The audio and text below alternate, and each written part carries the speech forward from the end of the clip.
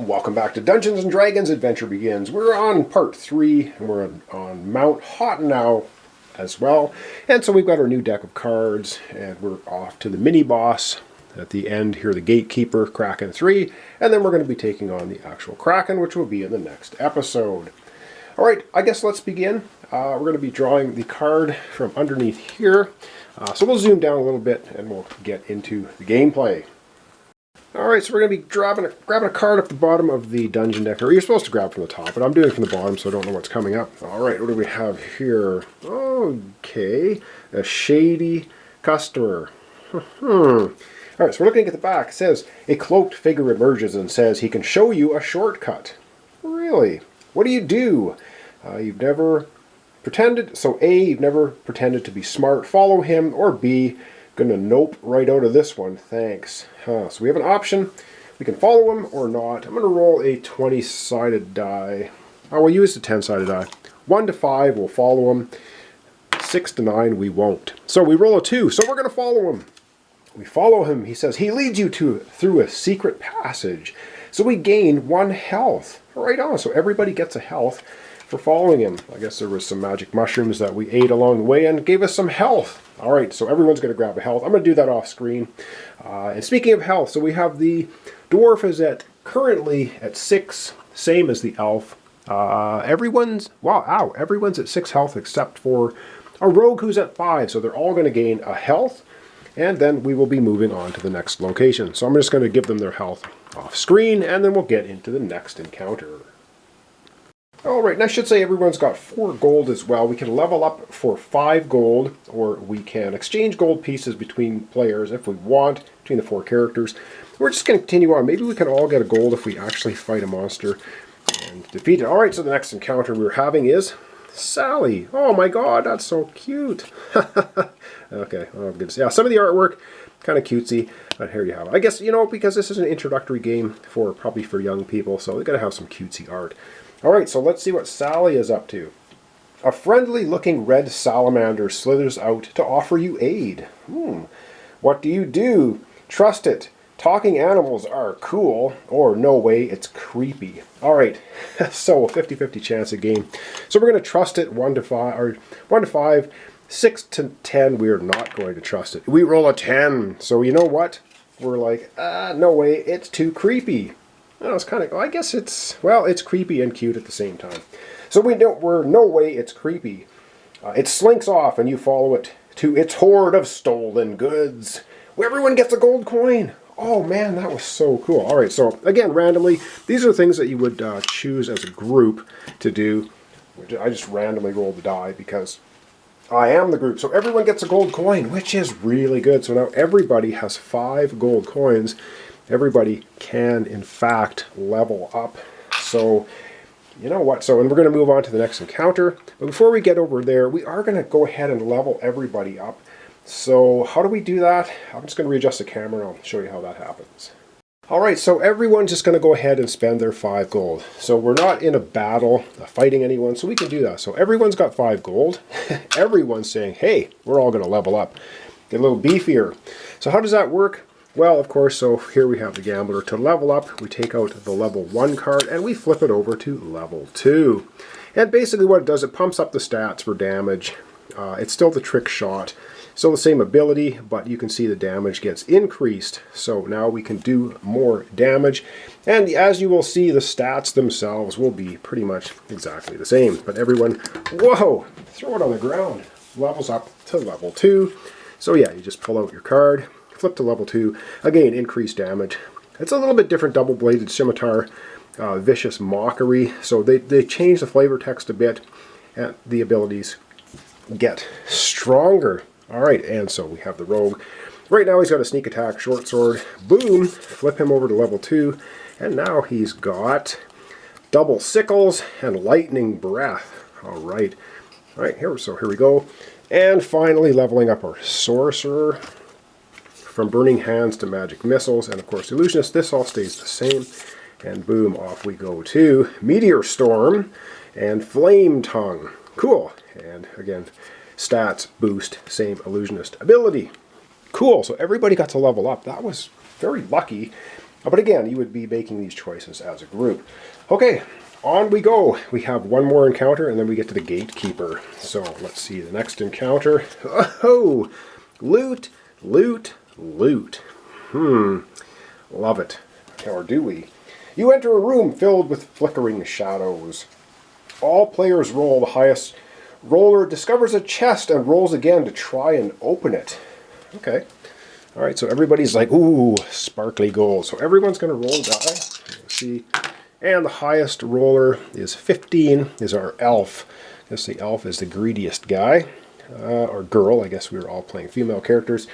And then they're going to roll again to see if they can open it. So then they roll again to see what happens. So they get to the chest first, rolling an 11. And an 11 plus, the chest springs open. Name what you find inside. You get a gold coin. So everybody gets a gold coin. So the elf would then describe what they find inside. So they open it up and they're like, ooh, chest of gold coins. So let's all fill our pockets. So that's what they find, a chest full of gold coins, and they shove it in their pockets. Cool, what have you got in your pockets? Off we go now. We are now at the gatekeeper. So our final encounter will be this guy. Oh man, he looks a little bit rough. I think we're going to be fighting him. Yeah, so I'm just going to readjust the camera slightly, and once I read you what's going on. So it's the Kraken Priest. You arrive at Neverwinter, ready to defeat the Kraken, but you're stopped by a formidable figure that's not quite human. A cult has sprung up to worship the Kraken, and the reward was a terrible power. Okay, so this guy's kind of nasty looking, and yeah, we are indeed going to have to go ahead and fight him. I'm just going to use a die for his hit points over here, off to the side, where you can't see it, of course. And yeah, so I'm going to readjust the camera. We're going to get into battling this guy. All right, so I got out the dice tray because why not? All right, we were starting. Again, you would roll initiative. Everyone would roll their 20-sided die. Whoever gets the highest one goes first, and then you just go clockwise. I'm just starting with the dwarf. The dwarf is going to use his mace, which is only a 5+, doing 2 damage. So he's just going to start off with a little bit of a mace smack. And he rolls a 14. So 2 damage to the Kraken Priest. But the Kraken Priest is like, oh, wait a second, I get to fire back. So the Kraken Priest rolls his die, rolls a 1. No hit. So the mace, I guess, stunned the Kraken Priest a little bit. Good show for the dwarf. Our Peacekeeper is going to use a theatrical distraction. Describe how you get the monster's attention using musical instrument and items in your backpack. So they're using the frying pan and a couple of spoons and performing a jingle, I guess. So that's their special attack. We're going to see what they get for a roll. A 19, which is 3 damage. Wow, what is this? It is 3 damage. And is that a gold coin? 3 damage, and they get a gold coin. So they beat some gold out of this guy. So it takes 3 damage. Wow. They are pummeling this thing into the dirt. And the elf, I guess, gets a gold coin out of it. But the priest gets to fire back and does a 6. All right. Whoops. I got to see what a 6 is. Thunderous touch. So boom. Gives him a pounding. And our... Oh, I never did give our health to everybody. I forgot to do it off screen. So we'd be at 7 health. Down to 6. Oh my goodness. I guess I was going to do that off screen. I totally forgot. My goodness. Losing it. Alright, so the elf would take 1 damage. I'm just readjusting everyone's hit points now, which I should have done off screen because I said I was going to. Got distracted doing other things. Okay, that was the elf's turn. Good job playing the spoons and frying pan. And now we're over to the rogue. And of course we have special abilities too, which I keep forgetting to use. We should. The rogue special ability is tag team, so he's going to attack with the sorcerer here as well. Alright, so the rogue's going to go ahead and roll. He's just going to go ahead and use, what does he have there? He's got lightning breath, so he's going to try that. And he rolls a 2, so no, he goes to fire his lightning breath and he actually gets a little tickle in his throat, coughs, and nothing happens. Alright, and the priest then retaliates with a 2 and also misses, so they're both choking. I don't know, maybe there's dust in the air. Not much is happening. Over we go now to the sorcerer, who is going to be using Flame Tongue, which is 12+, and the rogue's going to actually assist Once per dungeon, you can attack with a friend. Choose the highest roll. Okay, so he's going to attack with Sorcerer. We get a 13, and we're going to take the 13, of course, for our Sorcerer. That's going to do 3 damage with the Flame Tongue, and our Priest is beaten up pretty badly. But the Priest, of course, does get to retaliate. And get on the dice tower. Rolls a 4, and that's going to be a Thunderous Touch, 1 damage against our Sorcerer. Boom. And, of course, my battery is dying, and we'll be back to the Dwarf here in 1 second once I change batteries. And of course, in all this excitement, I keep forgetting to use our character's items. So our Sorcerer just had a successful hit, and she's going to go ahead and use her Pseudo-Dragon, and which is giving +1 damage and getting a health back. So right on. So lost to 1 health, but getting the health back. Doing 1 extra damage, and we flip that card over until we get to the next dungeon tile, which will be right after we defeat this guy. He's getting beaten up pretty good.